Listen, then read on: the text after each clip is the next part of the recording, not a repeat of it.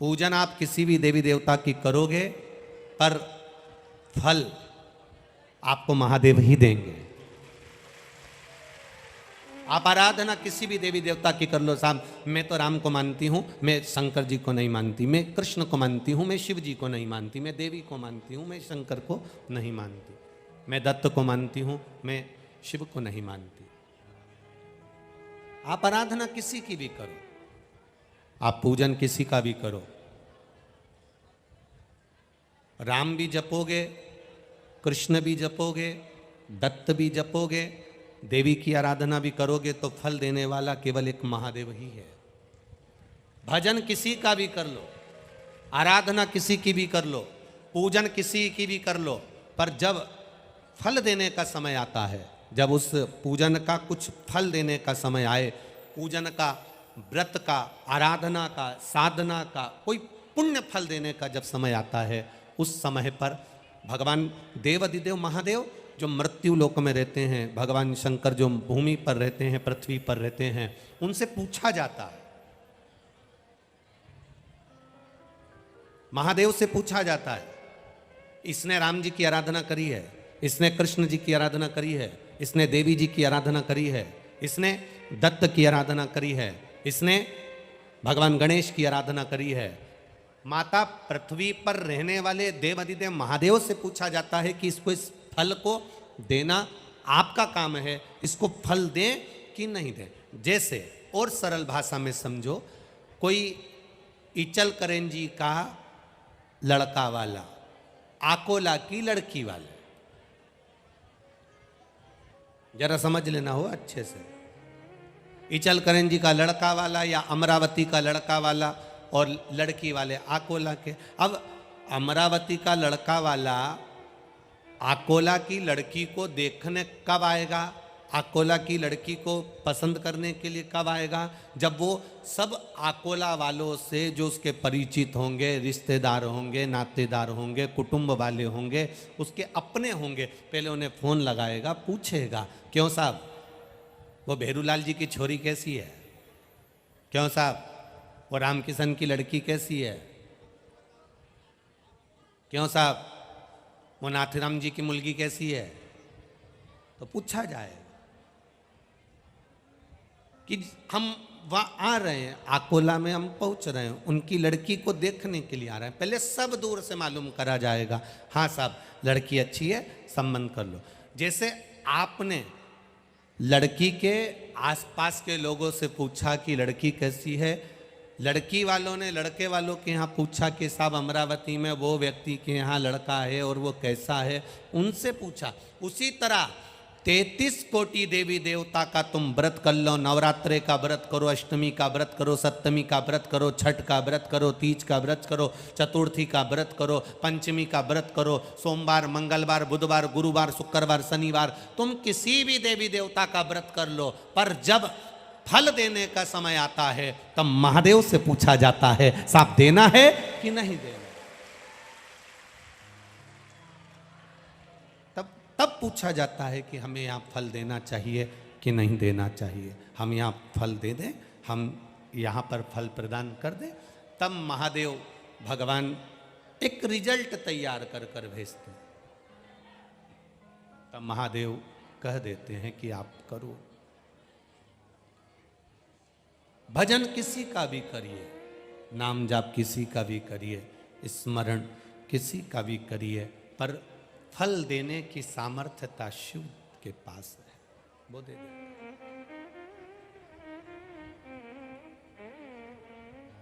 महाराज ब्रह्मा और भगवान विष्णु ने दोनों ने मिलकर घर्षण करा, एक अग्नि का खंभ प्रकट हो गया और अग्नि के खंभ में से देवाधिदेव महादेव प्रकट हो गए, एक लिंग की आकृति प्रकट हो गई, एक शिवलिंग प्रकट हो गया, एक लिंग की आकृति प्रकट हो गई। दुनिया का कोई व्यक्ति तुमसे कह दे कि सबसे पहले शंकर जी के शिवलिंग का दर्शन मैंने करा है, या शंकर जी के शिवलिंग का स्पर्श मैंने करा है, या शंकर भगवान के शिवलिंग का पूजन मैंने करा है, पर शिव महापुराण की कथा विद्येश्वर संहिता कहती है, शिव महापुराण का सुंदर आनंदमय कथा रस तत्व कहता है कि सबसे पहले भूमंडल पर, पृथ्वी पर कोई देवता की मूर्ति नहीं थी। इस पृथ्वी पर कौन देवता कैसा है उसको कोई जानता नहीं था। सतयुग के भी पहले, ना जाने कितने सतयुग निकल गए, उसके पहले ना जाने कितने त्रेता, कितने द्वापर, कितने कलयुग पहले निकल चुके हैं। ना जाने कितने सतयुग के पहले भी अगर कोई देवता की मूर्ति नहीं थी, केवल ब्रह्मा और भगवान विष्णु ने जो घर्षण कर कर एक शिवलिंग की स्थापना करी थी, बस वही शिवलिंग इस मृत्युलोक पर था। भूमंडल पर और कोई दूसरा नहीं था, केवल शिवलिंग, केवल शिव।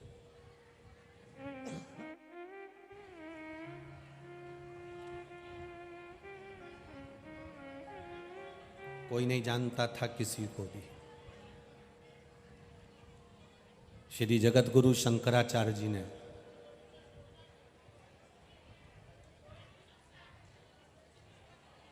पूरे पृथ्वी पर, पूरे ब्रह्मांड पर परम पूज्य गुरुदेव जगत गुरु शंकराचार्य जी ने भगवान शंकर की आराधना का एक सूत्र निर्मित कर दिया।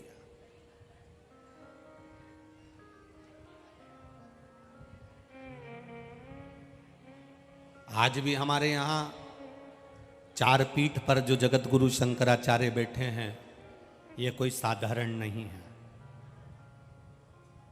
आज भी चार पीठ पर जो चार सदगुरु जगत गुरु शंकराचार्य बैठे हैं, ये कोई साधारण नहीं है।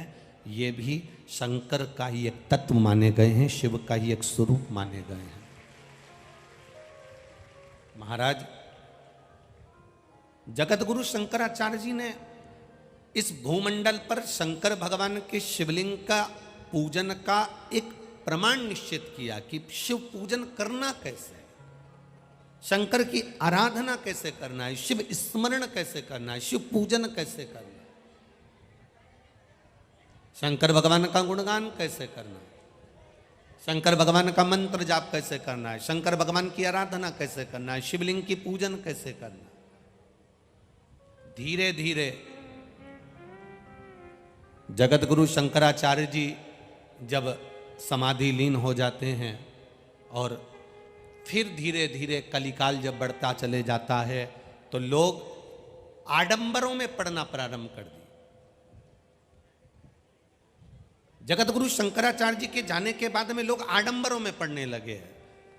यहां पर विद्या हो रही है, वहां चले जाओ, किसी ने घुमाकर कुछ टोना मार दिया, वहां चले जाओ, ये आडंबर में लोग पढ़ने लगे। जगत गुरु शंकराचार्य जी ने शिव तत्व का पूजन दर्शाया। जगत गुरु शंकराचार्य जी ने अपने जीवन में एक बात कही कि इस संसार सागर में आए हो तो शंकर का गुणगान कर लोगे, शिव का स्मरण कर लोगे, शिव भक्ति कर लोगे, शंकर को जान जाओगे, शिव तत्व को पहचान जाओगे, तो फिर मृत्यु लोक में जन्म नहीं होगा, तुम तर जाओगे। पुनरपि जननम पुनरपि मरणम के प्रपंच से छूटने के लिए जगत गुरु शंकराचार्य जी ने शिव भक्ति को केंद्रित करा। अब धीरे धीरे धीरे धीरे कलिकाल ने अपना पांव पसारना प्रारंभ करा। लोग ढोंग में, प्रपंच में, छल में, बेईमानी में इधर उधर भरमाने लगे, विद्याओं में पढ़ने लगे। यहाँ पर ये विद्या हो रही, वहाँ पर वो विद्या हो रही, दुनिया के लोग उस ब्रह्म में पढ़ने लगे। फिर मेरे देवादिदेव महादेव ने फिर कोई कृपा कर दी और कोरोना महामारी आई, और कोरोना महामारी में लोगों ने फिर वापिस जैसे जगत गुरु शंकराचार्य जी ने शिव तत्व को दर्शाया था, वैसा ही कोरोना ने इस शिव महापुराण को दर्शाकर सम्मुख में प्रकट कर दिया कि हम भगवान शंकर की भक्ति कैसे करें। ब्रह्मा भगवान विष्णु ने शिवलिंग की स्थापना करी, शंकर भगवान को प्रकट कर लिया, शिवलिंग को प्रकट कर लिया। उसके बाद भी ब्रह्मा जी के मन में विश्वास जागृत नहीं हुआ कि ये शिव हैं, ये शंकर हैं, ये ओघड़ी है।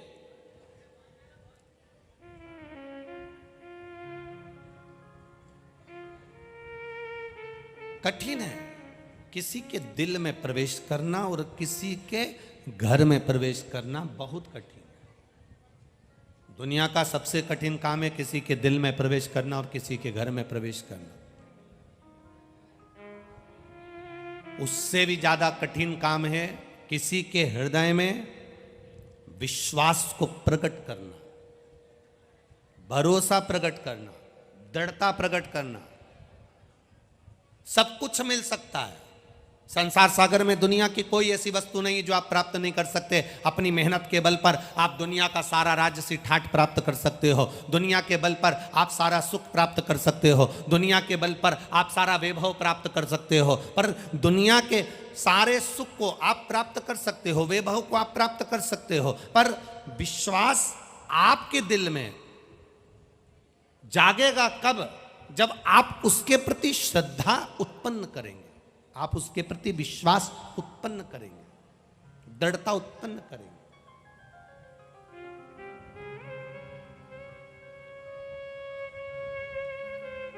मैंने तेरे ही भरोसे बाबा, तेरे ही भरोसे हवा बिच उड़ती जावांगी बाबा, डोर हटो छटीला में कटी जावांगी, भोले मैं तेरी पतंग, शंभू मैं तेरी पतंग। भगवान की भक्ति करने वाला और राष्ट्र की सेवा करने वाला सैनिक और भक्त,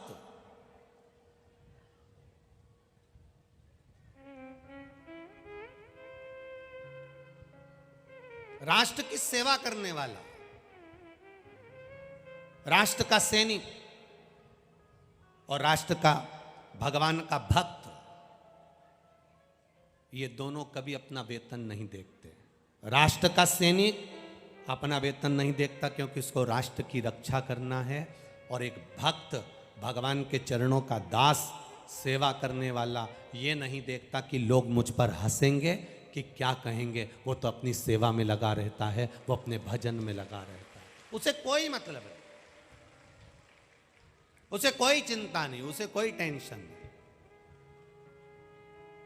जो कथा को श्रवण करने वाले होते हैं, भगवान के मंदिर में जाने वाले होते हैं, भगवत भजन करने वाले होते हैं, भगवत कीर्तन करने वाले होते हैं, मंत्र जाप करने वाले होते हैं, मंत्र स्मरण करने वाले होते हैं, नाम जाप करने वाले होते हैं, भगवत कीर्तन में डूबने वाले होते हैं, वो उन्हें कोई मतलब नहीं कहाँ बैठ रहे हैं, कहाँ उठ रहे हैं, कौन कथा करवा रहा है, कौन नहीं करवा रहा है, उसे किसी से मतलब नहीं। उसको तो केवल मतलब होता है शिव महापुराण से। हमें तो कथा सुनना है, कौन ने कराई, कौन नहीं करा रहा है, कौन क्या बोल रहा है, कौन क्या कर रहा है, उससे कोई मतलब नहीं होता। शंकर का जो भगत होता है, शंकर भगवान पे एक लोटा जल चढ़ाने वाला होता है, शंकर भगवान के मंदिर जाने वाला होता है, शंकर भगवान का गुणगान करने वाला होता है, श्री शिवाय नमस्तुभ्यम बोलने वाला होता है, पंचाक्षर मंत्र नमः शिवाय बोलने वाला होता है, षडाक्षर मंत्र ओम नमः शिवाय बोलने वाला होता है। जो शंकर की शरणागति ग्रहण करने वाला होता है, वो शंकर के मंदिर में झाड़ू भी लगा रहा है, दुनिया उस पर हंस भी रही है तो उसको कोई टेंशन नहीं होता। मंदिर में पोछा लगा रहा है, दुनिया हंस भी रही है, उसे कोई मतलब नहीं होता।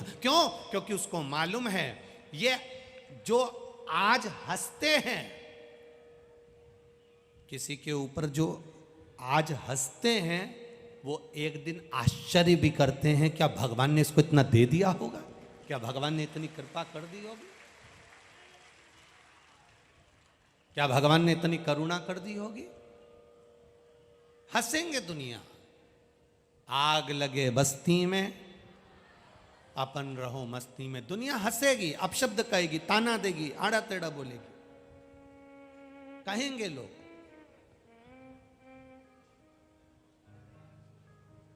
कहने वाला कहता रहेगा। आपको कई लोग कहते हैं गुरुजी हम बिल्कुल अकेले हैं, हम बहुत परेशान हो गए, हम बहुत दुखी हो गए, हम बहुत अकेले हैं। एक बहन ने पत्र लिखा है, देखिए।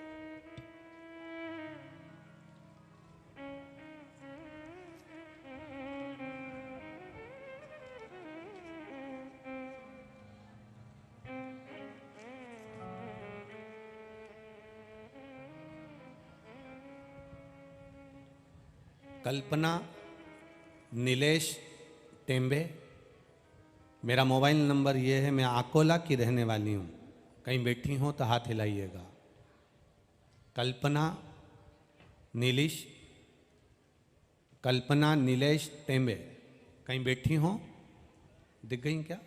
हाथ हिला दीजिए एक बार, ऐसा दिख गए हैं? अच्छा, चौथे नंबर के पंडाल में है क्या? ठीक ठीक ठीक है, हाथ हिला दो एक बार। हाँ दिख गए हो, ठीक है। पहला नंबर का पंडाल, दूसरे नंबर का पंडाल, तीसरे नंबर के पंडाल में पीली साड़ी में माँ जो खड़ी हैं वही हैं।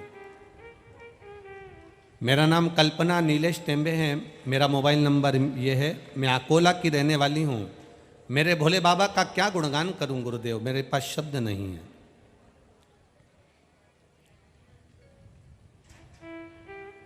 हमारे घर में दुकान है, 2 बेटियां हैं मेरी गुरुदेव, बेटा नहीं था। लोग शब्दों पर शब्द कहते थे, कौन खाएगा, आड़ा टेढ़ा कहते थे। बेटियों को देखकर भी अपशब्द कहा करते थे गुरुदेव। 13 साल हो गए थे बेटियों को जन्म लिए, पर कोई पुत्र नहीं था। लोगों के शब्द सुनती थी, कहने वाला कहता ही रहता था महाराज कि बेटा नहीं होगा।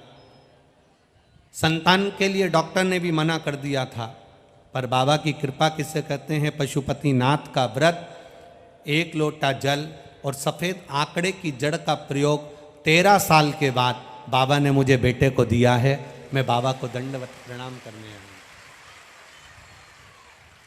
शिव तत्व है। बच्चे को लाए हो माँ, लाए हो तो ऊंचा करो थोड़ा सा हाथ से, हाँ थोड़ा सा ऊंचा कर दो, हाँ ठीक है। हर हर महादेव। शिव तत्व को जानना। एक पत्र और है बड़ा सुंदर, देखिए।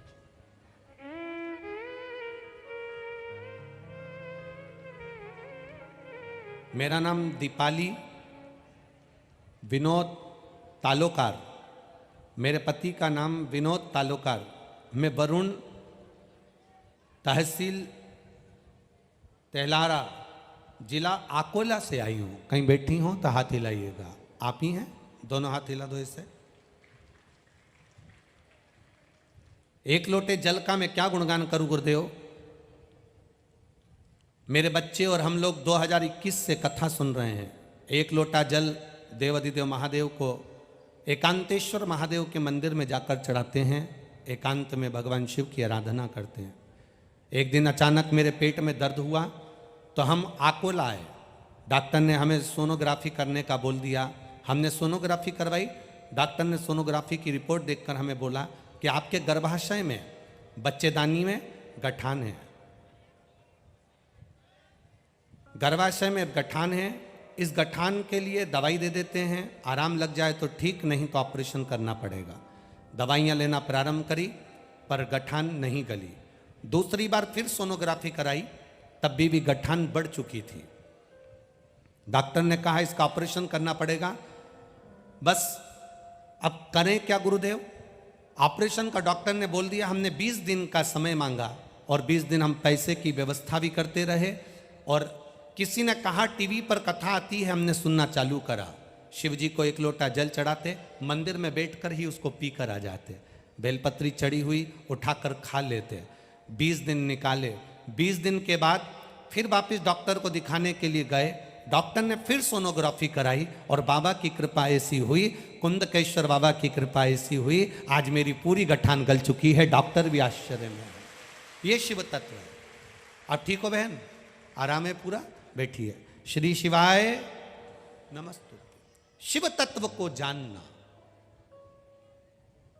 भगवान की अविरल भक्ति को पहचानना, हमारा विश्वास, हमारी दृढ़ता हमें शिव तत्व की ओर लेकर जाती है। ब्रह्मा जी के मन में विश्वास जागृत नहीं हुआ था कि ये भगवान नारायण के पिता है। कई लोग आपसे भी कहेंगे क्या रखा है शिवलिंग में, क्या होता है शिवलिंग पर जल चढ़ाने से, क्या होता है शंकर भगवान के शिवलिंग पर बेलपत्र चढ़ाकर खाने से। हंसने वाले आप पर भी हंसेंगे, ताना देने वाले आप पर भी ताना देंगे, अपशब्द कहने वाले आप पर भी अपशब्द कहेंगे, पर जिसके हृदय में शिव महापुराण के प्रति विश्वास जागृत हो जाता है तो 13 साल के बाद भी औलाद हो जाती है। ये विश्वास है।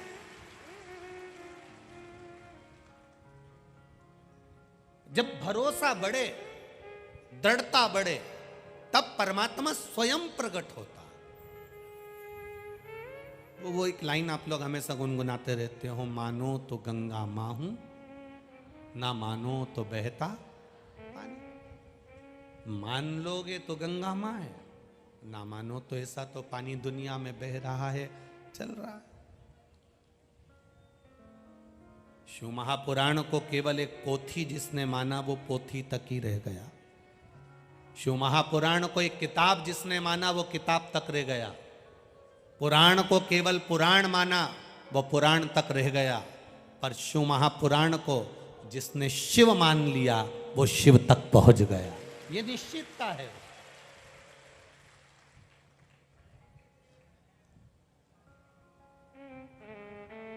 ब्रह्मा जी का विश्वास जागृत नहीं हुआ, आखिरी में उनका सिर कट गया। लुढ़कता लुढ़कता सिर गया, बड़का पेड़ उत्पन्न हुआ, उसके नीचे भी देवाधिदेव महादेव बैठे तो बटकेश्वर महादेव पड़ा। अब ब्रह्मा जी से कहा कि जाओ तुम ये सृष्टि की रचना करो। अब सृष्टि की रचना करना है तो ब्रह्मा जी ने विचार करा कि मैं पूछूं तो पूछूं किससे कि सृष्टि की रचना कौन करना चाहता है, कैसे करना चाहता है, मैं किससे पूछूं सृष्टि की रचना।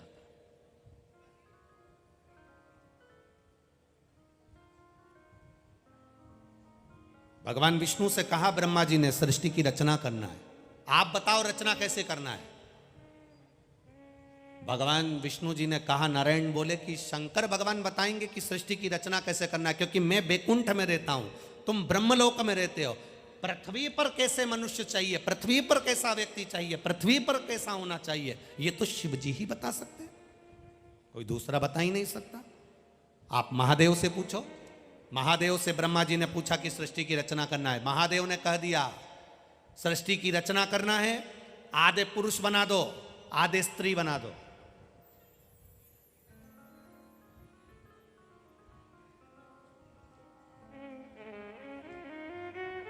आधे पुरुष बनाओ, आधे स्त्री बनाओ। अब ब्रह्मा जी को समझना था कि पुरुष बनाना था, स्त्री बनाना था, पर भगवान महादेव की बात को उन्होंने लिया। अब जिसकी जितनी बुद्धि होती है, पात्र तुम्हारे हाथ में एक गिलास है तो गिलास भरकर दूध लोगे, तुम्हारे पास में भगोनी है, भगोनी भरकर दूध लोगे, तुम्हारे पास में बड़ा तसला है, तसला भर के दूध लोगे, तुम्हारे पास बड़ा भगोना है, भगोना भरकर दूध लोगे। ये तुम्हारी पात्रता पर निश्चित करता है कि तुम पात्रवान कितने हो, तुम क्या ले रहे हो। ये समझ वाली बात है कि आप क्या समझ सकते हैं। जैसे एक नई नवेली बहू से सास ने पूछ लिया, बेटा तुझे कुछ बनाना आता है? हाँ मम्मी मैं सब बना लेती हूँ। सब बना लेती है? हाँ। पक्का? हाँ। सब बना लेती है ना? हाँ। आइसक्रीम बना ले। अब जो बहू ने आइसक्रीम बनाने का सोचा, अटैची में से रेसिपी बुक निकाल के लाई जिसमें लिखा था 2 किलो दूध को धीमी आंच में गरम करो, धीरे धीरे हिलाओ, फिर उसमें बेकिंग पाउडर डालो, धीरे धीरे घोलते रहो, फिर उसमें केसर डालो, हिलाते रहो, डालते रहो, शक्कर बोलो डाल दो, फिर हिलाते रहो, फिर उतार कर 1 घंटा फ्रिज में रख दो। बहू ने समझ लिया।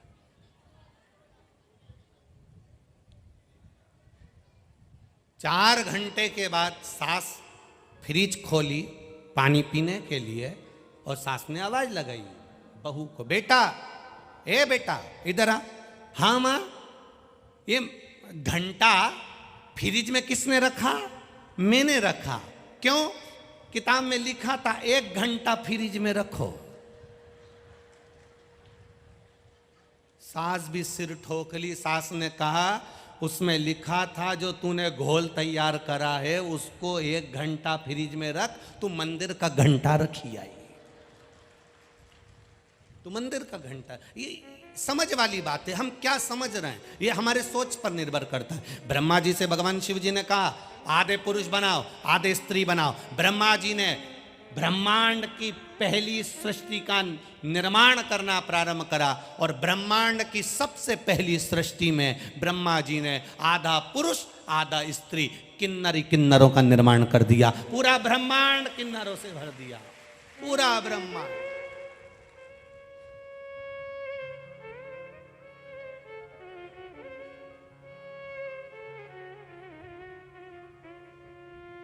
अपन सबको इन किन्नरों को धन्यवाद देना चाहिए, इनकी भूमि पर अपन रह रहा है।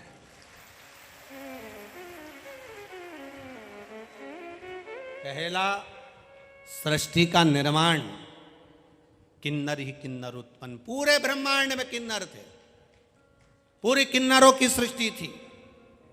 जब किन्नरों की सृष्टि का निर्माण हो गया, भगवान विष्णु और भगवान शिव महादेव दोनों आराम से भ्रमण करते करते मृत्यु लोक में आ गए। और मृत्यु लोक में आकर जो देखा तो नारायण तो ठहाका लगाकर हंस दिए, भगवान विष्णु को हंसी आ गई। हमारा शिव महापुराण की कथा कहती है कभी बहुत मोटा व्यक्ति है उसको देखकर भी नहीं हंसना, कोई बहुत दुर्बल व्यक्ति है उसको देखकर भी नहीं हंसना। शिव महापुराण की कथा कहती है कोई रोगीला व्यक्ति है उसको देखकर भी नहीं हंसना, कोई बहुत विकलांग है उसको देखकर भी नहीं हंसना, कोई अपनी वाणी से विहीन है उसको देखकर भी नहीं हंसना, और कभी मार्ग में किन्नर भी नजर आ जाएं तो उनको देखकर नहीं हंसना। ये शिव महापुराण की कथा कहती है,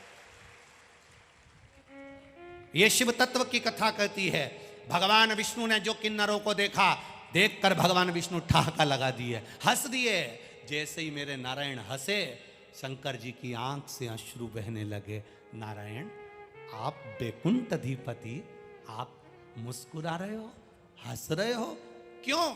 भगवान विष्णु जी ने कहा महादेव जी आपने कहा था प्रभु जी की सृष्टि का निर्माण करना, आधे पुरुष आधे स्त्री बनाना, पर ब्रह्मा जी तो समझ ही नहीं पाए। ब्रह्मा जी ने आधे पुरुष और आधे स्त्री दोनों को मिला के किन्नर उत्पन्न कर दिए। तो भगवान शिव जी ने कहा आपको हंसने की क्या जरूरत प्रभु, हंसे हो आप, ये ठीक नहीं है। जो किसी विकलांग पर हंसता है मरने से पहले उसको उसी के जैसा होना पड़ता है। जो किसी निर्बल को देखकर हंसता है, जो किसी गरीब को देखकर हंसता है, जो किसी के स्वरूप को देखकर हंसता है, उसको एक जन्म वही पाना पड़ता है। भगवान विष्णु से भगवान शिव जी ने कह दिया अब तुम इन किन्नरों पर हंसे हो, इसलिए पृथ्वी पर तुमको भी एक बार नारायण किन्नर बनना पड़ेगा। तुमको भी पृथ्वी पर जाकर एक बार किन्नर बनना पड़ेगा। आया, कौरव और पांडवों का युद्ध हो रहा था। कौरव और पांडवों के युद्ध में जिस कुरुक्षेत्र की भूमि पर युद्ध होना था, वहां कुरुक्षेत्र की भूमि पर चंडी प्रसन्न प्रकट हो गई और चंडी प्रकट होकर बोलती है ये भूमि मेरी है, इस भूमि पर जो युद्ध लड़ेगा उसको अपने परिवार में से एक एक की बलि देना पड़ेगा। कौरव खुश हो गए, हम 100 भाई में से एक भाई अगर मर भी जाएगा, बलि में चढ़ भी जाएगा, 99 भाई बचेंगे, पर पांडवों में से एक चले जाएगा तो 4 ही बचेंगे। कौरव तो खुश हो गए पर पांडव मौन होकर बैठ गए। भगवान कृष्ण ने पूछा अर्जुन से आज तुम चुप क्यों हो, तुम चुप क्यों? अर्जुन कहते हैं चंडी को प्रसन्न करने के लिए बलि देना है, 1 दिन शेष है और बलि देना है दूसरे दिन। अब आप बताओ बलि दें तो दें किसकी दें? युधिष्ठिर कहता है मेरी बलि चढ़ा दो, भीम कहता है मेरी बलि चढ़ा दो, नकुल कहता है मेरी बलि चढ़ा दो, सहदेव कहते हैं मेरी बलि चढ़ा दो, अर्जुन कहते हैं मेरी बलि चढ़ा दो। भगवान कृष्ण कहते हैं किसी की बलि देने की जरूरत नहीं है, परिवार में से किसी की बलि चाहिए। एक काम याद करो अर्जुन, द्रौपदी तुम्हारे कक्ष में थी। अर्जुन उस समय पर भीम द्रौपदी के साथ रह रहे थे। द्रौपदी से विवाह हुआ था तो उसने एक संकल्प लिया था कि मैं एक पति के साथ में 1 वर्ष रहूंगी, उस वर्ष में कोई दूसरा मेरा पति उस पति के कक्ष में नहीं आएगा, वरना उससे वन जाना पड़ जाएगा। ब्राह्मण के बच्चे को शेर उठाकर ले गया। ब्राह्मण रोता हुआ आया, अर्जुन मेरे पुत्र को शेर ले गया, सिंह ले गया, अर्जुन मेरे बेटे को बचा ले। अर्जुन ने गांडीव ढूंढा, मेरा धनुष कहाँ है? ढूंढते ढूंढते भीम के कमरे में चले गया जहां द्रौपदी बैठी थी। बस अर्जुन ने गांडीव उठाया, ब्राह्मण के बच्चे को तो बचा लिया, पर द्रौपदी ने हाथ जोड़कर कह दिया अब तुम्हें वन जाना पड़ेगा। और जो द्रौपदी वन को भेज देती है अर्जुन को, अर्जुन जाते जाते नागों की कन्या उलूपी के साथ में विवाह कर लेते हैं। उनसे एक बेटा जन्म ले लेता है जिसका नाम आरावन होता है। उस बेटे ने जन्म ले लिया। भगवान कहते हैं अर्जुन तुम्हारा पुत्र उस वन में है, उसको लेकर आओ, बलि उसकी चढ़ाएंगे। जाओ उसको लेकर आओ। अर्जुन गए, आरावन को लेकर आते हैं। उलूपी ने पूछा क्यों लेकर जा रहे हो? युद्ध के मैदान में युद्ध हो रहा है कौरव और पांडवों का, इसलिए बेटे की जरूरत है तो बेटे को लेकर जा रहा हूं। आरावन पूछ रहा है पिताजी मेरे लिए तुम जो बोलोगे मैं वो करूंगा। बहुत वीर था आरावन। आरावन ने कहा एक एक को पटक पटक कर मारूंगा, एक एक का शीश काट दूंगा, मैं कौरवों को छोड़ूंगा नहीं पिताजी। बस आप चिंता मत करो, आप बैठना, ये आरावन सबको मार गिराएगा। अर्जुन लेकर जब आरावन को आए, भगवान कृष्ण ने कह दिया आरावन हमें तुमसे युद्ध नहीं लड़वाना है, हमें तो तुम्हारी बलि चढ़ाना है। भगवान ने जैसे ही कहा, आरावन कहते हैं प्रभु मैं मरने को तैयार हूं, अपने पिता के लिए, अपने माता के लिए, अपने परिवार के लिए मैं मरने को तैयार हूं, पर शर्त केवल इतनी सी है, मैंने सुना है अगर कोई कुंवारी अवस्था में मर जाता है ना, उसको तर्पण नहीं मिलता, उसकी तिलांजलि नहीं होती। कोई कुंवारी अवस्था में मर जाता है तो उसका पिंडदान नहीं होता। कोई कुंवारी अवस्था में मर जाता है तो गया का श्राद्ध नहीं होता। कोई कुंवारी अवस्था में मर जाता है तो ब्रह्म कपाली नहीं होती। कोई कुंवारी अवस्था में मर जाता है तो ब्राह्मण को कितना भी भोजन करा लो उसको भोजन प्राप्त नहीं होता। कोई कुंवारी अवस्था में मर जाता है उसको कितनी भी तिलांजलि कर दो, कितना भी जल दे दो, उसको जल नहीं मिलता। कोई कुंवारी अवस्था में मर गया उसकी गति नहीं होती, ना वो बैकुंठ जाता है ना वो नरक जाता है, अधोगति में पड़ा रहता है, उसकी मुक्ति नहीं होती। इसलिए आरावन कहते हैं मैं कुंवारी अवस्था में मर जाऊंगा तो मेरी मुक्ति नहीं होगी। उमा खंड में लिखा है वेद व्यास जी ने, केवल भागवत कथा सुनोगे तो पितरों का उद्धार हो जाएगा, पूर्वजों का उद्धार हो जाएगा। सारी पुराणे सुनोगे सबका उद्धार हो जाएगा। केवल वेद व्यास जी लिखते हैं शिव महापुराण एक अकेली ऐसी है जो सुनता है, सुनकर जिस रास्ते से निकल कर जाता है, सुनने वाले का मुख अगर कोई देख लेता है और जिसके गर्भ में भी बच्चा मर गया हो या उसके परिवार में कोई कुंवारा चले गया हो, कथा सुनने वाले के मुख का मात्र दर्शन कर ले तो वो मुक्त पा जाता है, मोक्ष हो जाता है। आप में से ना जाने कितनी माताएं ऐसी बैठी हैं जिनके गर्भ में 2 महीना 4 महीना 6 महीने का बच्चा चले जाता है। आप में से कई माताएं, आपके मायके में भी कोई ना कोई ऐसा होगा जिसके गर्भ में बच्चा था 2-3 महीने का चले गया, 4 महीने का चले गया, 6 महीने का चले गया। आप में से कुछ ऐसे बैठे होंगे जिनके घर में कोई ना कोई कुंवारा चले गया, कोई का एक्सीडेंट हो गया, कोई पानी में डूब गया, कोई अधोगति में मर गया, कोई बीमारी में मर गया, जन्म लेने के बाद 5 साल 4 साल 6 साल 8 साल 20 साल 21 साल कुंवारी अवस्था में मर गया। आपके मोहल्ले में, आपकी कॉलोनी में, आपके गाँव में, खेड़े में, नगर में भी कोई ना कोई ऐसा होगा जो कुंवारी अवस्था में चले गया होगा। उस गांव का व्यक्ति अगर शिव महापुराण की कथा सुनने के बाद अपने गांव में जाता है, उसके शरीर की जो हवा चलकर निकलती है, उसके शरीर से जो हवा टच होकर जाती है, उस गांव के कुंवारी अवस्था में मरे हुए को भी मुक्ति प्रदान कर देती है। ये वो शिव महापुराण की कथा। आरावन कह रहे हैं अगर मैं कुंवारा मर गया तो मेरी गति नहीं होगी, अगर मैं कुंवारा मर गया तो मेरा मोक्ष नहीं होगा, मेरी शादी कर दो और कल मेरी बलि चढ़ा दो। अब भगवान कृष्ण ने अर्जुन से कहा कोई लड़की ढूंढो, आरावन से शादी करना है, आज की रात है केवल, कल बलि चढ़ना है, कुछ भी करो लड़की ढूंढो। पांडवों ने पूरा दम लगा दिया पर कोई लड़की नहीं मिली। कौन पिता होगा जो एक रात्रि के लिए अपनी बेटी को ब्याहेगा और मालूम है कि कल ये बेटी विधवा हो जाएगी। बेधव्य हो जाएगी। कौन पिता अपनी बेटी को ब्याहेगा? कोई पिता अपनी बेटी को देने को तैयार नहीं था। समय बीतता गया, मध्य रात्रि आती गई। जैसे ही मध्य रात्रि आई, भगवान कृष्ण को लगा अब लड़की नहीं मिल रही, करूं क्या? भगवान कृष्ण को याद आ गया, शंकर भगवान ने कहा था तुम किन्नर पर हंसे हो, इसलिए तुम्हें किन्नर बनना पड़ेगा। भगवान नारायण ने, भगवान कृष्ण ने किन्नर का रूप धारण कर लिया और आरावन से रात्रि में विवाह कर लिया। रात्रि में विवाह कर लिया।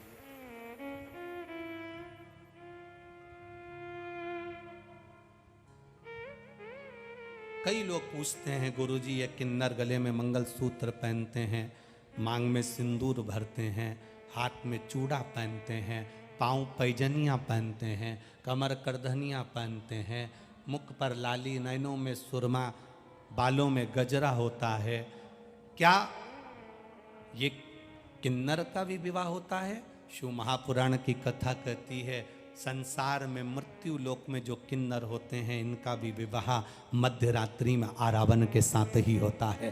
भगवान कृष्ण ने भी किया, इनको भी करना। आखिरी में केवल एक हंसी, केवल एक, तुम किस पर हंस रहे हो? तुम किस पर उंगली उठा रहे हो? शिव महापुराण की कथा कहती है एक उंगली जब हम किसी पर उठाते हैं तो ये 3 उंगली हमारी ओर जाती है, उसमें एक अवगुण है तो हम में 3 अवगुण भरे हुए हैं, उसमें एक गलती है तो हम में 3 गलतियां हैं। ये 3 उंगलियां हमारी ओर दिखाती है कि अपने आप को हमें सुधारना है। अंधे को देखकर कभी अंधा नहीं कहना। श्री स्वामी समर्थ जी एक बार सूरदास जी से मिले थे। श्री स्वामी समर्थ जी एक बार सूरदास जी से मिले। सूरदास जी के नेत्र नहीं थे। श्री स्वामी समर्थ जी ने जाकर सूरदास जी को देखा। सूरदास जी को देखते से स्वामी समर्थ जी ने कहा आपके नेत्र नहीं हैं। सूरदास जी ने कहा आप कौन? स्वामी समर्थ जी कहते हैं मैं स्वामी समर्थ। सूरदास जी कहते हैं मैंने सुना है कि आपके दरवाजे पर कोई आता है तो खाली नहीं जाता स्वामी समर्थ।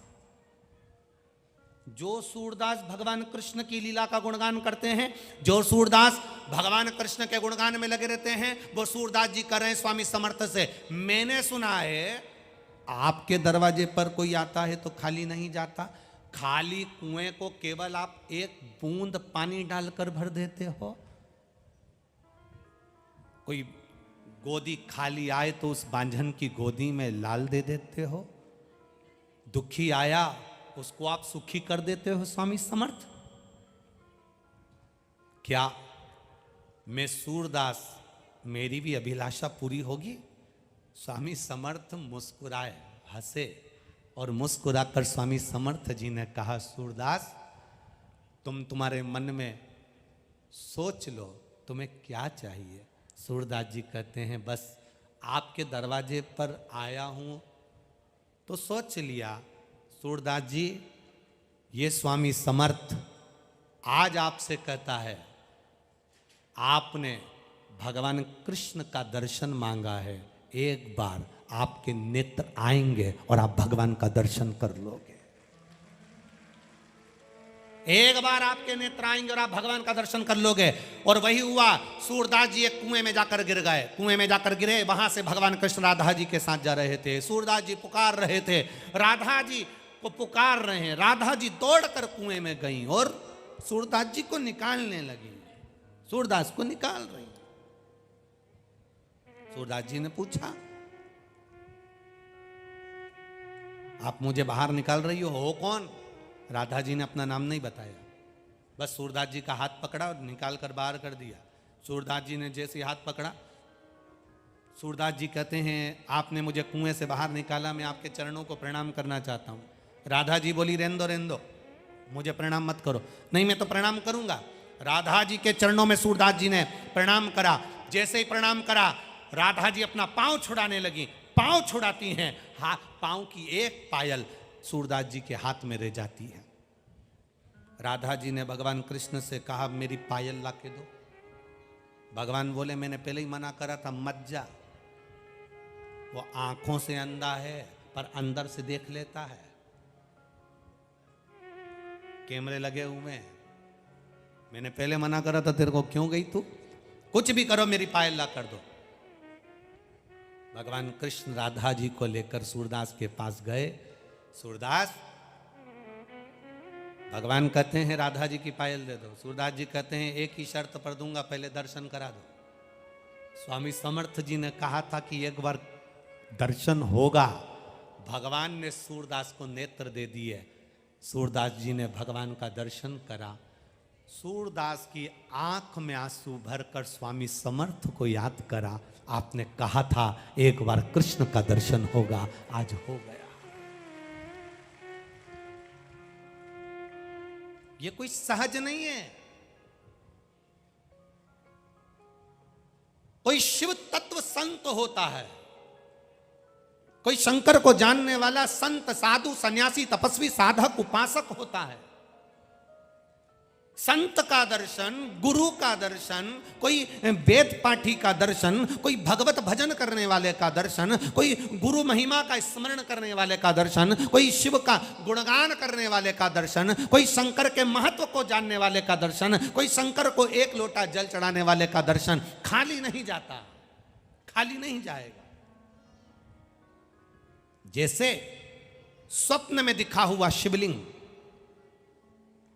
स्वप्न में दिखा हुआ बेलपत्री का पेड़, स्वप्न में दिखा हुआ मंदिर का शिखर, स्वप्न में दिखा हुआ कोई खंडर, स्वप्न में दिखा हुआ जलाशय, स्वप्न में दिखा हुआ एक लोटा जल चढ़ाते हुए किसी को स्वप्न में देखना, जलाशय देखना, मंदिर का शिखर देखना, शिवालय देखना, शिवलिंग देखना, पानी का कूप देखना, जैसे इन सब को देखने पर कुछ ना कुछ खुशी हमारे यहाँ आने वाली होती है, तो भगवान स्वप्न में ये चीजें दिखा देता है। उसी तरह संत का दर्शन होता है, गुरुजन का दर्शन होता है। भगवान कृष्ण ने कहा मांगो। सूरदास, तुम्हारे नेत्र मिल गए, तुमने हमारा दर्शन कर लिया, मांगो तुम्हें क्या चाहिए। सूरदास जी ने कहा बस एक ही बात मांगना चाहता हूं, दे दोगे? भगवान ने कहा दे देंगे। पक्का? पक्का, सौगंध है मेरी, बिल्कुल पक्का, मांगो क्या चाहिए। भगवान से सूरदास जी ने कह दिया मेरी इन आंखों को वापस फोड़ दो। जिन नेत्रों से आपका दर्शन करा है उन नेत्रों से संसार का दर्शन नहीं करना है, फोड़ दो, फोड़ दो। हम नहीं जानते हमारे जीवन में हम क्यों हंसे किसी पर, हम क्यों अपशब्द कहें किसी को, हम क्यों किसी को ताना दें, हम क्यों किसी को आड़ा टेढ़ा बोलें, हम क्यों किसी को गाली दे दें, कैसे दे दें। एक गांव में एक बुजुर्ग व्यक्ति रहता था, एक बूढ़ा व्यक्ति। पड़ोस में एक नवयुवान लड़का रहता था, बहुत सुंदर, बहुत स्मार्ट, बहुत विद्वान। एक जवान लड़का रह रहा है उसी मोहल्ले में, उसी कॉलोनी में, उसी सोसाइटी में, उसी मोहल्ले में, और बूढ़ा व्यक्ति वही रह रहा है। बूढ़े व्यक्ति को लगा इस नवयुवक लड़के को सब लोग पूछते रहते हैं, आदर करते हैं, सम्मान करते हैं, मेरा इतना आदर सम्मान सब घट गया। तो बूढ़े व्यक्ति को बड़ा गुस्सा आया। उसने पूरे मोहल्ले में खबर कर दी कि ये चोर है, ये चोट्टा है, चोरी करता है, इसने कई जगह पर चोरी कर ली, इसके घर में जो पैसा आ रहा है वो चोरी का है, इसके घर में जो धन आ रहा है वो चोरी का है। सारे नगर में सूचना हो गई, सारे नगर के लोग उस नवयुवक लड़के से दूर हट गए, कोई उसके साथ नहीं रहता, कोई उसके पास नहीं रहता, सब ने दूरी बना ली, सब ने दूरी। एक दिन नगर में चोरी हो गई, सबसे पूछा गया तुम्हें किसी पर शंका है? नगर के लोगों ने कह दिया वो नवयुवक लड़के पर शंका है। पुलिस वाले आए, नवयुवक लड़के को पकड़ कर ले जाकर थाने में बंद कर दिया। अदालत में केस चला, उसके कोई सबूत नहीं मिले, जज ने उसको रिहा कर दिया। उस नवयुवक लड़के की आंख में आंसू भरे और रोता हुआ सोचता है मैंने कभी किसी का बुरा नहीं करा, आखिर इन बुजुर्ग ने मेरे साथ में ऐसा क्यों करा, क्यों मुझ पर ऐसी टिप्पणी कर दी, क्यों मुझे गलत कह दिया। मैं तो चोर भी नहीं था, अपशब्द भी नहीं कहता था, केवल अंदर की ईर्ष्या ने उस बुजुर्ग के मुख से उसके लिए गलत टिप्पणी करा दी। अंदर की ईर्ष्या। कर्ण और अर्जुन में कोई बैर नहीं था, पांडव और कर्ण में कोई बैर नहीं था। माता कुंती का पुत्र ये भी है तो माता कुंती का पुत्र वो भी है। कर्ण में और पांडवों में कोई बैर नहीं था, केवल अंदर की ईर्ष्या हमें नफरत पैदा कर देती है। अंदर की ईर्ष्या। बुजुर्ग के ऊपर पंचायत बिठाई गई। उस नवयुवक लड़के ने पंचायत बिठाई, सरपंच को बुलाया, पंचायत को बुलाया कि इनने मेरे ऊपर गलत टिप्पणी करी है, इनको सजा होना चाहिए। बुजुर्ग व्यक्ति ने सरपंच को और पंचायत को बुलाकर कहा, मुझसे गलती हो गई, जो मैंने टिप्पणी कर दी, आड़ा टेढ़ा कह दिया, क्षमा कर दो, कोई मेरे लिए दंड हो तो मैं भोग सकता हूँ, आप बोलोगे मैं जैसा कर सकता हूँ। सरपंच ने कहा, एक कागज ले जाओ, इस कागज पे तुम्हें जो लिखना है लिख दो, और कागज के टुकड़े टुकड़े कर कर बाहर फेंक दो तुम्हारे घर के, जाओ कल निर्णय करेंगे। सरपंच के कहने से बुजुर्ग ने कागज पर लिखा, उसके टुकड़े टुकड़े कर कर घर के बाहर फेंक दिया। आया बुजुर्ग, नवयुवक लड़का भी आया, आज निर्णय दीजिए इस बुजुर्ग का क्या करना है। सरपंच ने कहा, जाओ जो टुकड़े तुमने फाड़ कर कागज के फेंके थे उसको उठा कर लाओ, सारे के सारे, पूरे के पूरे चाहिए। बूढ़ा व्यक्ति बोला, वो तो हवा में उड़ गए होंगे, अब वो कहाँ हाथ में आएंगे, अब तो वो मेरे पास आ ही नहीं सकते। सरपंच ने कहा बुजुर्ग व्यक्ति से, किसी को गाली देने से पहले, किसी को टिप्पणी करने से पहले, किसी को अपशब्द कहने से पहले उसको समझ तो लिया करो। तुमने मुंह उठाया और बोल दिया, पूरे मोहल्ले में उसकी बदनामी हो गई। एक बार बदनामी की हवा फैल जाती है तो जैसे कागज के टुकड़े नहीं मिलते, वैसे बदनामी वापिस लौट कर नहीं आ पाती। कर दी तुमने बदनामी। कहने वालों ने कह दिया ये चोर है, कहने वालों ने कह दिया इसका लक्षण बुरा है, कोई ने कहने वाले ने कह दिया ये ऐसी है, कहने वाले ने कह दिया वो वैसा है। तुमने तो कह दिया, उसको वापरा था, उसको पहचाने थे, उससे मिले थे, कभी एक बार उससे मुलाकात हुई तुम्हारी। कहने वाले तो कह देंगे सियोर वाला महाराज ऐसा है, वो वाला महाराज ऐसा है, वो वैसा है, वो वैसा है। कहने वाले कह देंगे हमारी पड़ोसन ऐसी है, हमारा पड़ोसी ऐसा है, हमारे रिश्तेदार ऐसे हैं। कभी तुम उससे मिले हो? एक बार पहले उससे मिलकर देखो, और मिलने पर तुम्हें महसूस हो कि ये गलत है तो फिर गलत कहो, अन्यथा किसी पर गलत टिप्पणी कर देने पर हमारी जिंदगी भी नरक हो जाती है, हम कहीं के नहीं रह पाते। क्यों उंगली उठा? मत बुरे कर्म कर बंदे, वरना पछताएगा, भगवान की आंखों से तू बच नहीं पाएगा, तू बच नहीं पाएगा।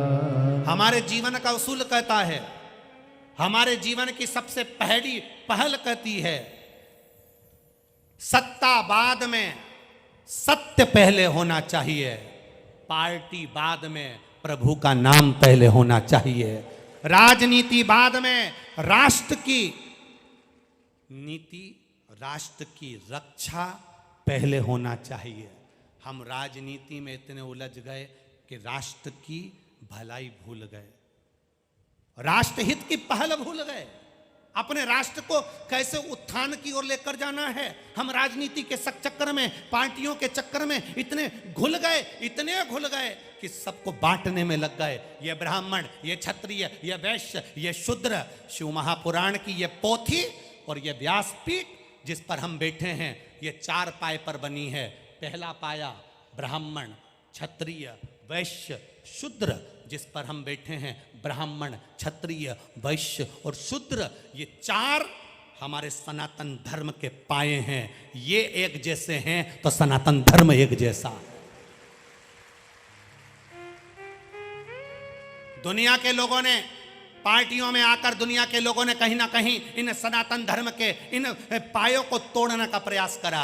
हम ब्राह्मण हैं, हम बड़े हैं, हम क्षत्रिय हैं, हम बड़े हैं, हम वैश्य हैं, हम बड़े हैं, हम शूद्र हैं, हम बड़े हैं। और शिव महापुराण की कथा कहती है संसार में सब बड़े हैं। कोरोना महामारी में जो अपने आप को बड़ा कहते थे वो तो घर से बाहर नहीं निकले। एक एक वाल्मीकि समाज का बच्चा बच्चा हॉस्पिटल में खड़ा होकर बॉडी को ले जाकर अंतिम संस्कार कर रहा था।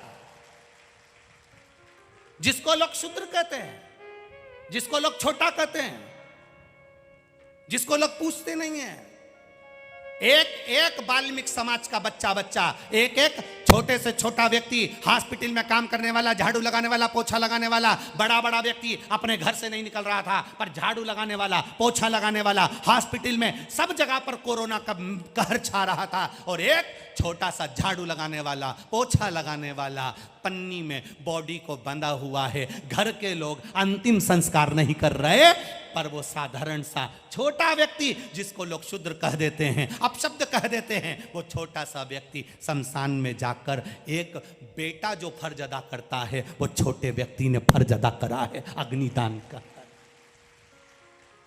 हम कर रहे हैं, हम इस पार्टी के, हम ब्राह्मण, हम क्षत्रिय, हम वैश्य, हम शूद्र।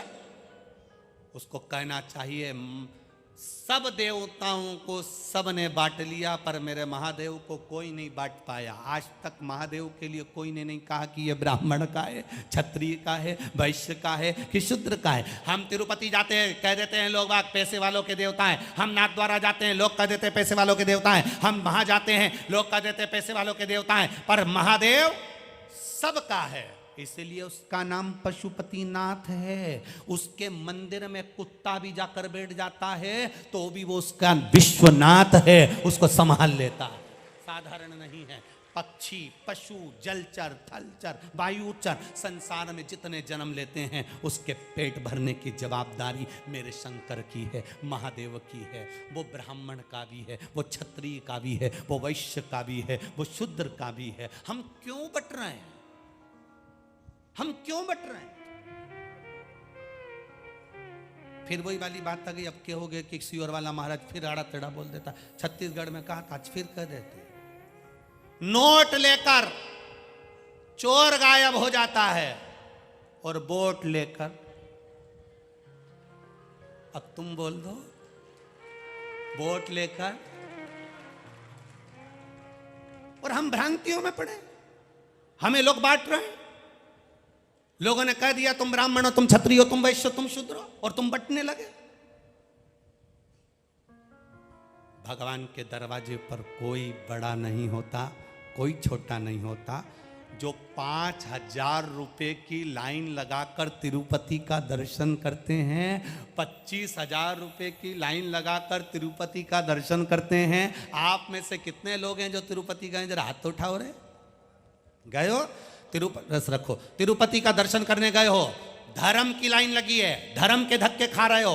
500 की लाइन लगी है, 10,000 की लाइन लगी है, 50,000 की लाइन लगी है। मंदिर में पहुंचने से पहले 5,000, 50,000 और धर्म वाला सब एक हो जाता है। वहां पर भगवान के सामने पहुंचते पहुंचते कोई पैसे वाला नहीं रहता, उसके चरणों की धूल हो जाता। कोई वीआईपी नहीं। इस व्यासपीठ ने बारंबार व्यासपीठ वर्णन करती रही है, शिव महापुराण में कोई वीआईपी नहीं है। जो ज्यादा वीआईपी है उसे कथा में नहीं आना चाहिए। जो ज्यादा वीआईपी है वो कथा में ना आए। यहां आए हो तो शंकर के दरवाजे के धक्के खाना पड़ेगा, और जो यहां के धक्के खा लेता है वो संसार के धक्के नहीं खाता है। इतने बड़े वीआईपी हो तो 5,000 रुपए दे के बेकुंठ चले जाओ ना। कथा में आने की जरूरत ही क्या है? वीआईपी के लिए वहां पर भी तो खाता होगा। डिग्री यहां देखी जाएगी कि इंजीनियरों की, डॉक्टरों की, कलेक्टरों की, एसपीओ की, डीएसपीओ। तुम्हारी डिग्री केवल यहां पर देखेंगे, वहां तो एक ही डिग्री देखेंगे, श्री शिवाय नमस्तुभ्यम। वहां एक ही डिग्री देखी जाएगी कि भगवान का भजन कितना करा है, स्मरण कितना करा है, कीर्तन कितना करा है, मंत्र कितना जपा है, कथा कितनी श्रवण करी है, परहित कितना करा है।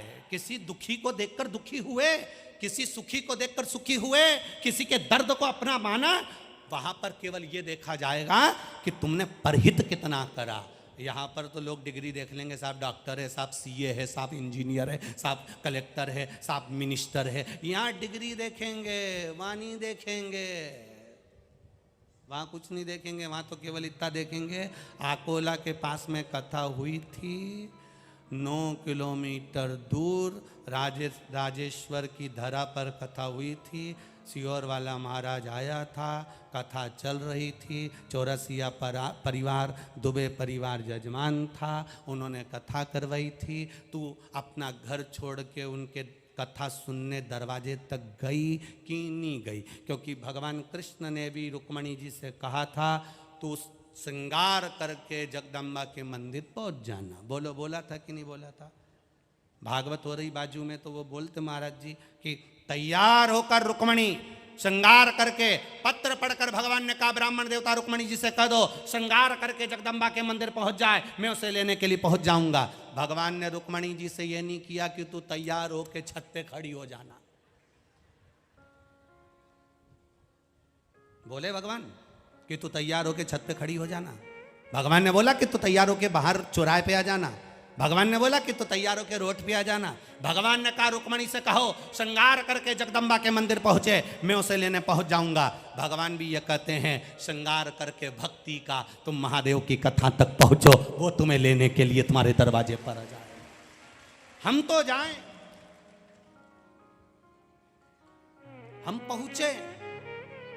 अरे कितनी कृपा मेरा राजराजेश्वर करा है, जरा सोचो तो। जो कथा दिन में 1 बजे से 4 बजे होने वाली थी, भरचक धूप में होने वाली थी, दिन भर तुम्हारा यही समय हो जाता। सुबह से आकर जगह संभालते, रात को घर पहुंचते। कितनी कृपा राजराजेश्वर ने करी। सवेरे 8 बजे से कथा रख दी, बस मुंडा धो ब्रश करते करते ही कथा में पहुंच जाओ और रोटी खा के घर जाओ, सीधा काम। ब्रह्मा जी ने, भगवान शिव जी ने अपना अर्धनारीश्वर स्वरूप का दर्शन दिया, तब आदि पुरुष आदि स्त्री का निर्माण किया, तब पुनः संसार में फिर ये सृष्टि का निराकरण।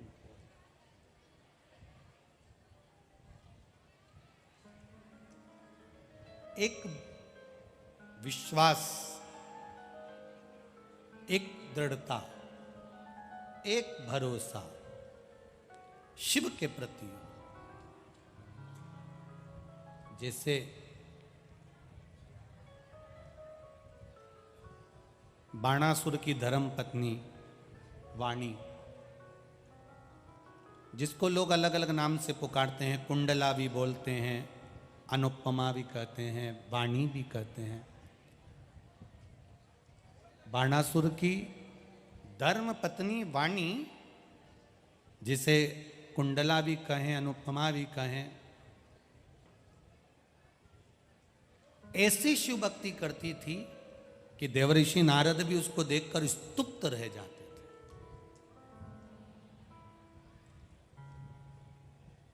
स्वयं देवऋषि नारद जिसको देखकर स्तुप्त रह जाए, मौन, उसको केवल देखते ही रह जाएं, केवल उसकी ओर एक निगाह ही पड़ी रहे।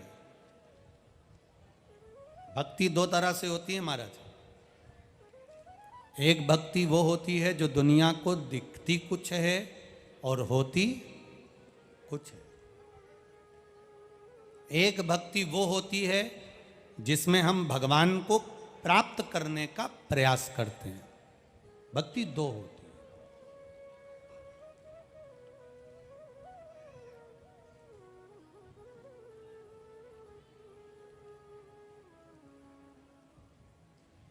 एक बार एक व्यक्ति ने कुत्ते से पूछ लिया, कुत्ता से, क्यों रे कुत्ता, तो ये तो बता रे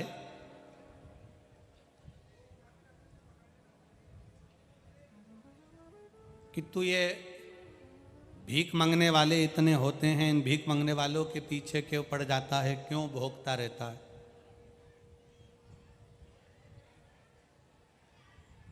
क्यों भोग रहा है? कभी कभी कोई चोला बदल कर आता है तो तू भौंकने लगता है। क्यों भौंकता है? एक कुत्ता से किसी ने पूछा, एक श्वान से किसी ने पूछा कि तू ऐसा क्यों करता है? कुत्ता कहता है, मैं भीख मांगने वाले को, भिखारी को देखकर या किसी व्यक्ति को देखकर इसलिए भोगता हूं, वो भिखारी को देखकर इसलिए भोगता हूं कि तू दूसरे के दरवाजे से मांग रहा है, दूसरे के द्वार से मांग रहा है। अगर मांगना ही है तो उस भोलेनाथ से क्यों नहीं मांगता? इसलिए उसको देखकर मैं भोग देता हूं। कि क्यों? अगर तुझे मांगना ही है तो परमात्मा से क्यों नहीं मांगता? दो तरह की भक्ति होती है। एक भक्ति में दिखावा होता है, एक भक्ति अंदर से होती है, जिसमें कुछ पाने की कामना नहीं होती, लुटाने की कामना होती है। पाने की कामना नहीं है, लुटाने की कामना। और जितना आप लुटाने का सोचेंगे उतना सुख का अनुभव हो जाता है, उतना सुख।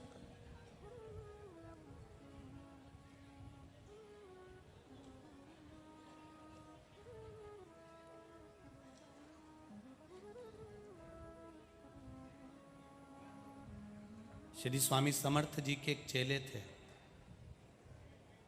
चोलप्पा। सुना है कि नहीं सुना? नाम सुना है?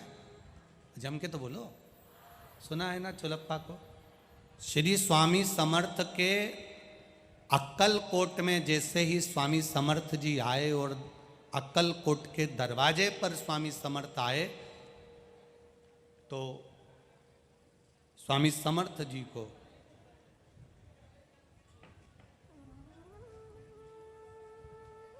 बैठे हुए थे मौन, चुप। जो शंकर का उपासक होता है ना, शिव का जो भक्त होता है, शंकर का जो गुणगान करने वाला होता है, शिव तत्व को जो जानने वाला होता है, मौन।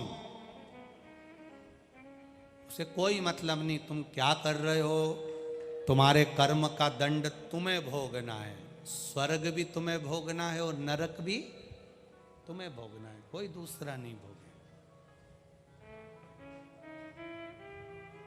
एक विचार करना कभी जिंदगी में,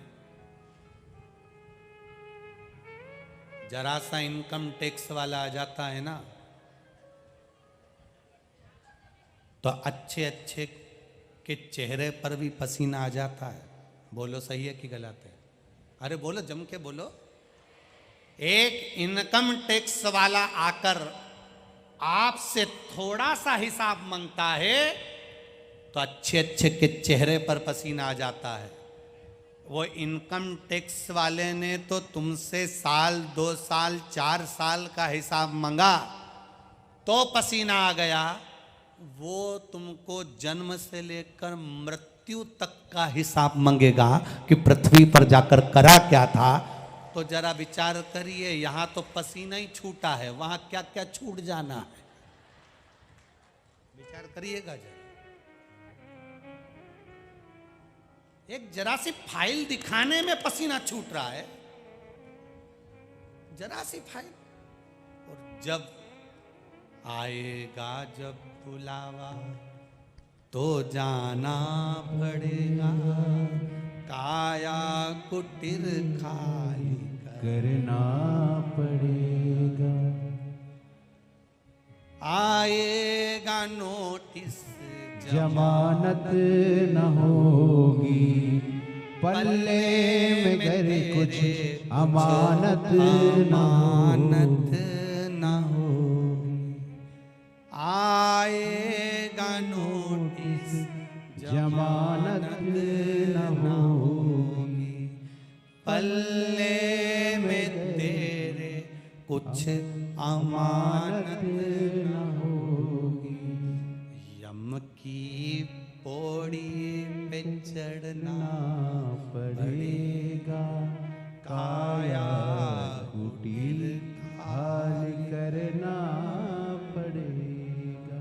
किराए के क्वार्टर को क्या संभाले, किराए के क्वार्टर को क्या तू संभाले, जिस दिन तुझे घर का मालिक निकाले, इसका किराया भी भरना पड़ेगा, काया कुटीर खाली करना पड़ेगा। बचपन में हमारे सीहोर में हम 1 रुपए की साइकिल किराए की लाते थे, छोटी सी, छोटे छोटे पहिए होते थे, छोटी सी साइकिल होती थी। मेरा मन कहता है तुमने भी चलाई होगी। जितने लोग आस्था चैनल पर सुन रहे हैं, जितने फेसबुक पर यूट्यूब पर सुन रहे हैं और जितने इस पंडाल में सुन रहे हैं, जब छोटे थे जरा जरा से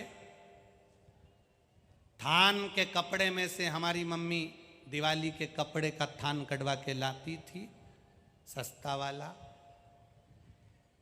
बहन भाई सबके कपड़े सिल देती थी एक जैसे। हमारी मम्मी बड़ी होशियार है हो, सबके कपड़े सिल देती थी एक जैसा, बस सबके। और कभी मेहमान पावना आ जाए तो दिवाली हो जाए, क्योंकि वो जाएगा तो कुछ दे के जाए। इसीलिए शिव महापुराण की कथा कहती है, रोज कथा सुनने आओ तो 3 घंटे की कथा में 8 बजे से 11 बजे तक है, तो 11 बजे जब आरती हो उसके बाद प्रणाम कर कर, भूमि को नमन कर कर, चंदन इस चरणारविंद का, इस जमीन का लगा कर जाना, क्योंकि जब जाते हो तो भगवान भी जाते हुए को कुछ ना कुछ तो दे ही दे। प्रणाम कर कर। तो उस समय पर मेहमान आ जाते तो बड़े खुश हो जाते कि कुछ दे के जाएंगे। और मेहमान भी इतने चतुर होते थे कि वो जो घर के बड़े भैया होते थे उनको दे जाते थे, बड़ी बहन को दे जाते थे। अब हमारा नंबर तो तीसरा चौथा। अब हमको, उनको अगर 5 रुपया मिलता था तो हमको तो 1 रुपया ही मिलता था। अब 1 रुपया भी मिलता तो क्या, खुशी का तोड़ नहीं।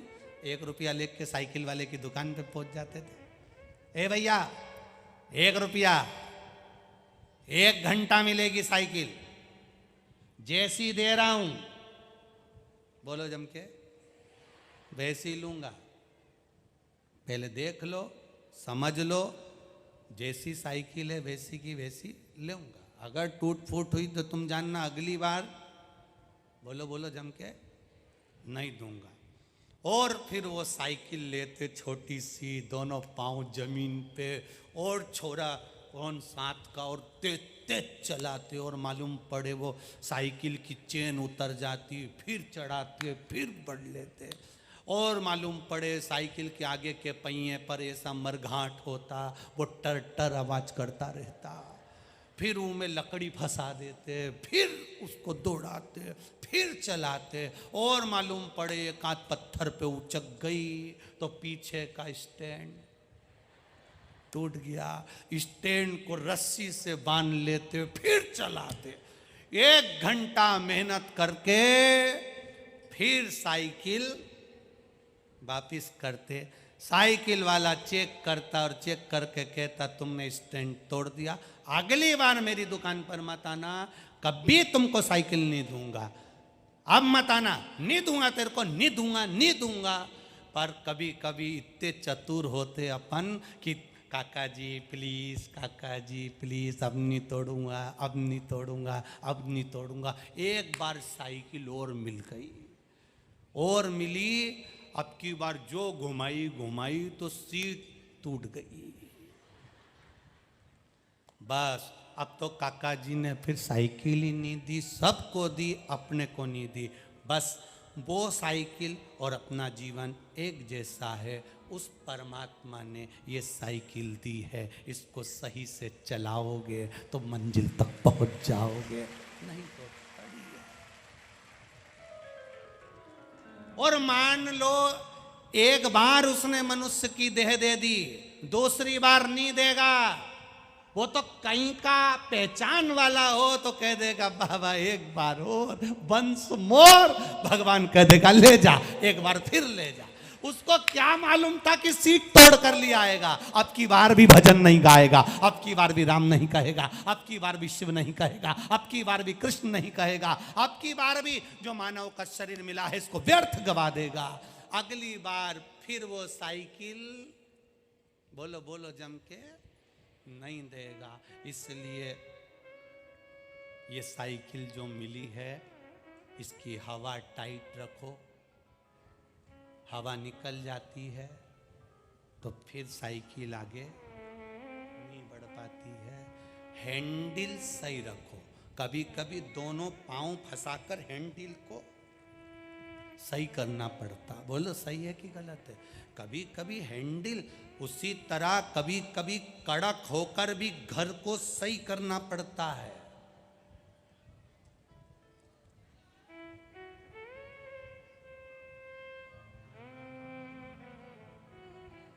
मकान में रहने वाले के मकान में भगवान है कि नहीं पता नहीं, पर रहने वाले के मकान में भाव शुद्ध होना चाहिए, भाव निर्मल होना चाहिए। जब भाव शुद्ध होगा तो भगवान मिलेगा।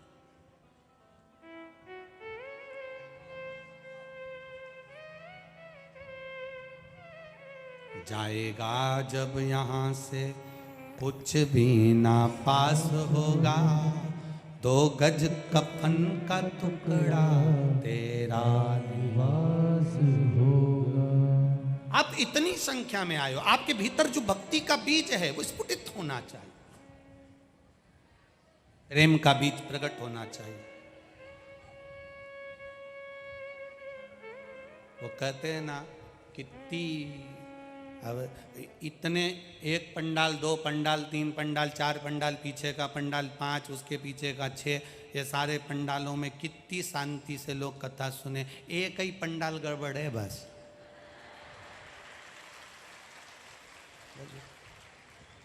अब फिर वही बात है ना, हमको वैसे भी मराठी नहीं आती, पर वो कहते तुमचा आकोला मनी जस्ती गर्दिया है। इतने माना कि ढेरों में आयो, पर कथा का रस तत्व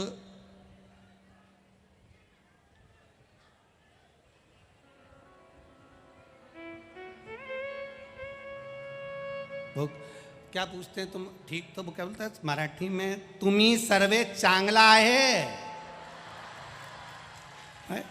तो तुम कहीं तकलीफ क्या है? मस्त तो आनंद में तो अपनी मस्ती में जिंदगी जियो, जितनी मस्ती में जीवन को जियोगे उतने आनंद में जियोगे। 1 घंटा साइकिल मिले उसको कितने खुश होकर चलाते थे, बोलो री जी जियो, सही है कि गलत है? साइकिल बेकार भी हो जाती थी तो उसको सही करके फिर खुश होकर चलाते थे। 1 रुपये में 1 करोड़ की जिंदगी जीते थे। आज के ज़माने में 1 करोड़ के बंगले में रहने के बाद भी 1 कौड़ी की जिंदगी नहीं जी पा रहे।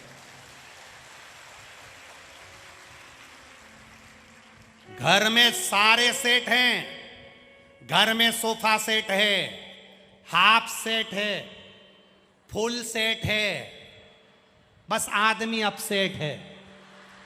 क्या करो ऐसे सेट का? बस सेट का करोगे क्या?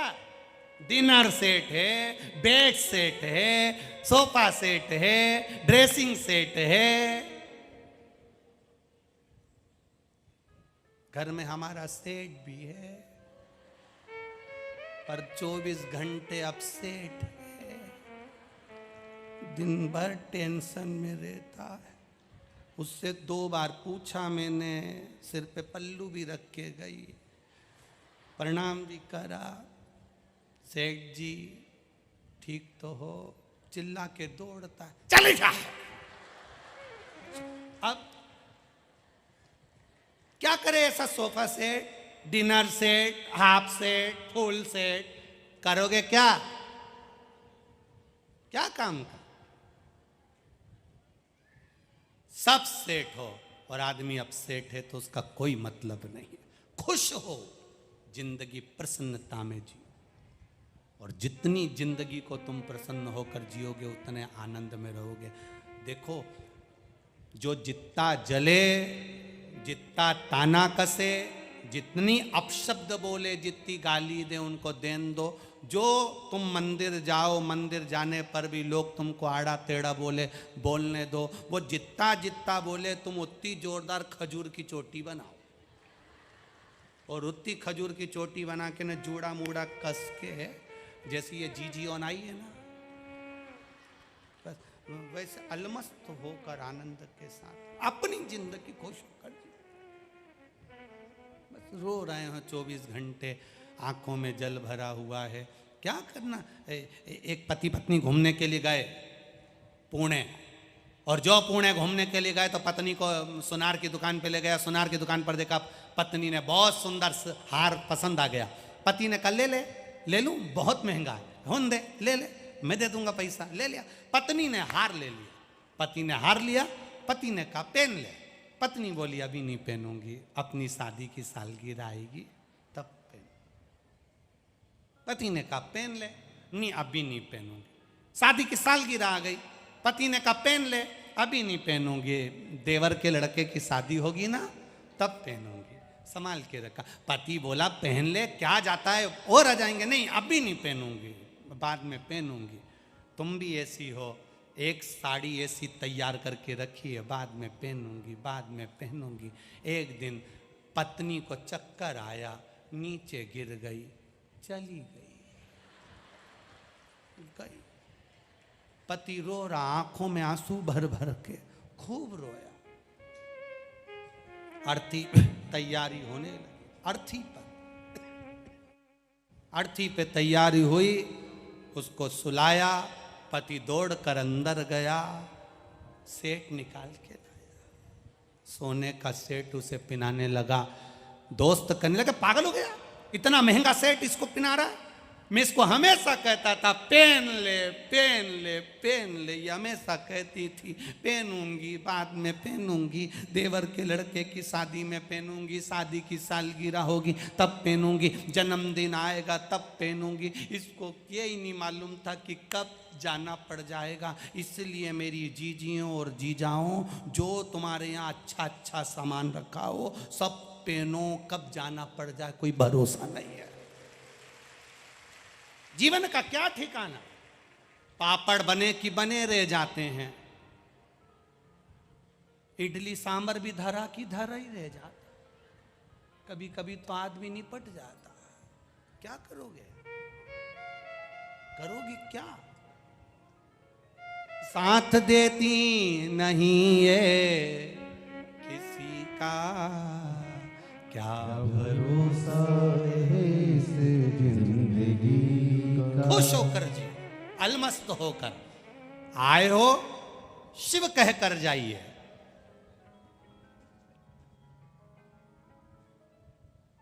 आए हो, एता श्री शिवाय नमस्तुभ्यम, आणि जाते श्री शिवाय नमस्तुभ्यम, आते भी श्री शिवाय नमस्तुभ्यम कहो, जाते भी श्री शिवाय नमस्तुभ्यम कहो। जीवन की एक एक रेखा में शिव तत्व को जानने का प्रयास करो, जानो शिव तत्व। नहीं आपके पास में जल, नहीं आपके पास में एक चावल का दाना भी नहीं है, तो केवल उसके शिखर का दर्शन कर लिया तो भी हमारी मुक्ति सहज है, शिव तत्व सहज है, मिलेगा। खाली न जाता कोई दर से तुम्हारे, खाली न जाता कोई दर से तुम्हारे।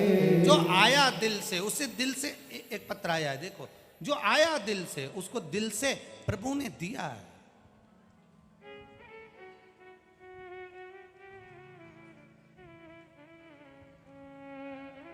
मेरी माताजी सुरेखा बबन राव विटकरे, मुकाम पोस्ट मेडशी, तहसील मालेगांव, जिला वाशिम, महाराष्ट्र।